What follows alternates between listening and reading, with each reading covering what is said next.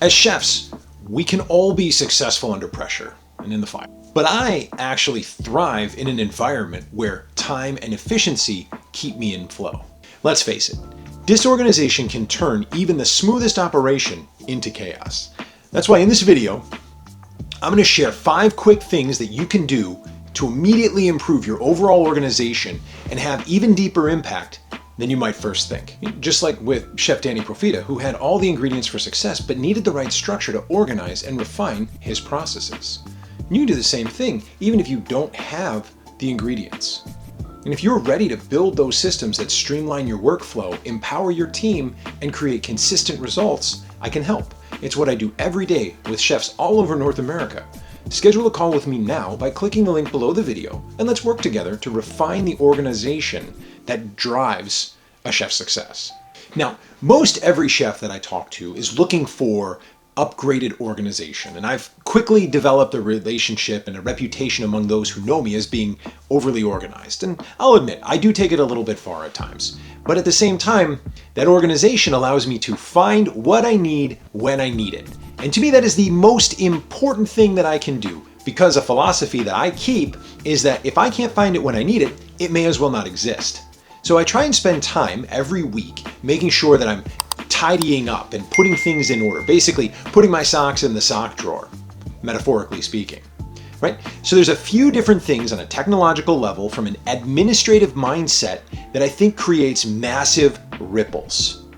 And those are quick 5 things, right? So let's go. The first thing that I think makes a huge impact is standardizing the way files are named. I think it's super important, right? Give your team a guide as to how you expect files to be named.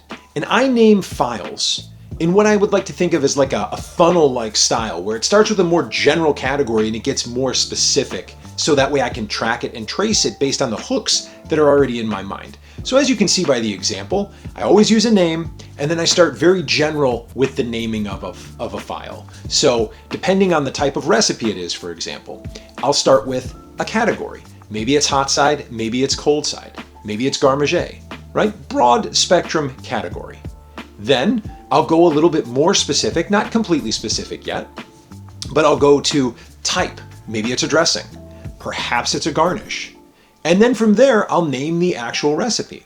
If there's more information that needs to be there, then I'll absolutely include it. But using the intelligence and the ability of a computer to help me, the more information that's in a name, the more I can find it more readily.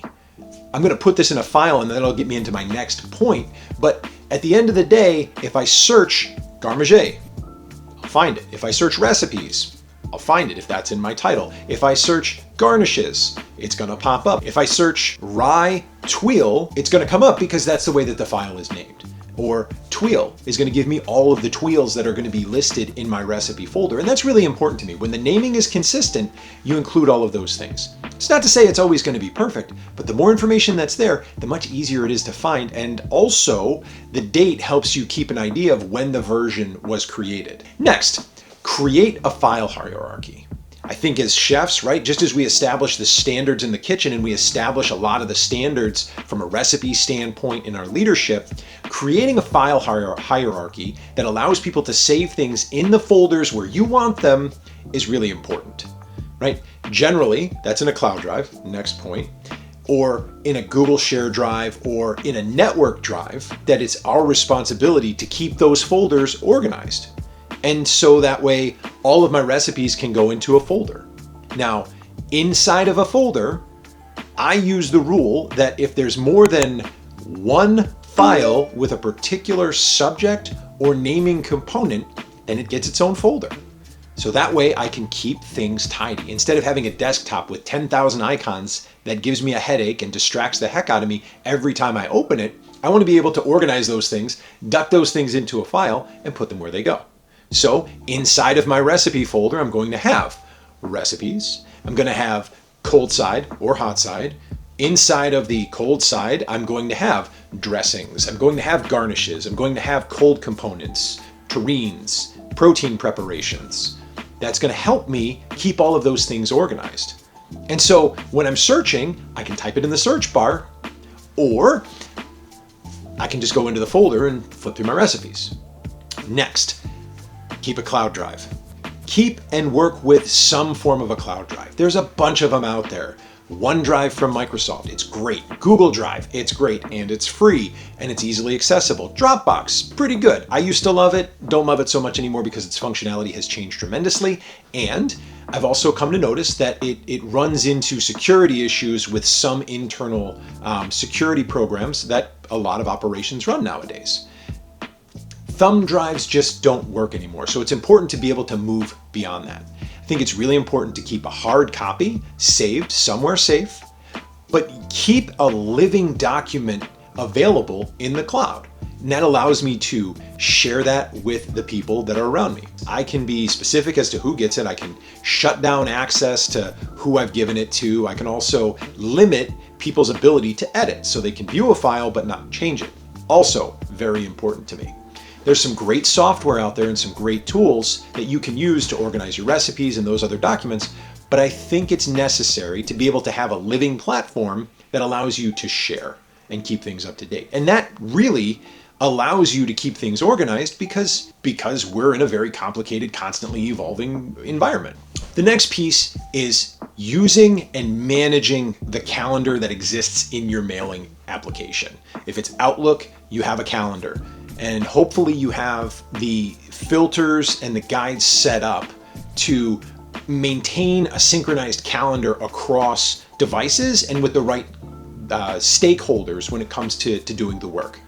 If you don't know how to do that, then let's dive into some deeper training on that and understand how that can work, or leverage the administrative assistants behind you or the people who are in the office more often than not to be able to do that. That way meetings are almost automatically scheduled and shared. And I also really encourage all of my clients to make sure that they're sharing that with their significant other, at least some parts of it, because I think it's important for them to know what's going on in your life. And to me, that just allows me to open up those lines of communication at home, which makes for a much easier transition into my home life and a much clearer understanding of the demands that are on my schedule when I'm available and when I'm not available. And ultimately, my goal there is to be able to coordinate effectively and make sure that people are respecting my time, I'm respecting my time, and I'm respecting others' time as well. And then finally, with all of these little pieces, especially when it comes to calendar management, cloud drive implementation, naming, document that stuff. Create the checklists just like you would for a station, for setup, for closing, for breakdown, for opening, so that these processes also have a defined path and a flow for completion. When you do that, you're going to see that it starts to permeate through everything. It improves communication, it allows you to find the things that you're looking for when you need them, and it's an immediate stress reducer because there's less guesswork involved in that communication. I look forward to hearing about how this helps you in your enterprise, your operation, and what practices that you have to use to keep organized. Organization isn't just about tidying up files or creating checklists. It's about creating a system that keeps you in control. It supports your team and lets you focus on what truly matters. By implementing these 5 simple strategies, consistent naming, defined hierarchy of files, leveraging the cloud drives, mastering your calendar management, and building checklists to perpetuate those processes, you'll not only reduce stress, but also improve the communication, efficiency, and the trust from your team, which ultimately enhances the results across your operation. So if you feel like your organization is holding you back, schedule a call and let me share with you how I support chefs with organization and so many more of those pieces beyond the food. Thanks for watching, and take a moment to like, subscribe, click the notification bell, and share this video to help support me and my channel. I'll see you next time.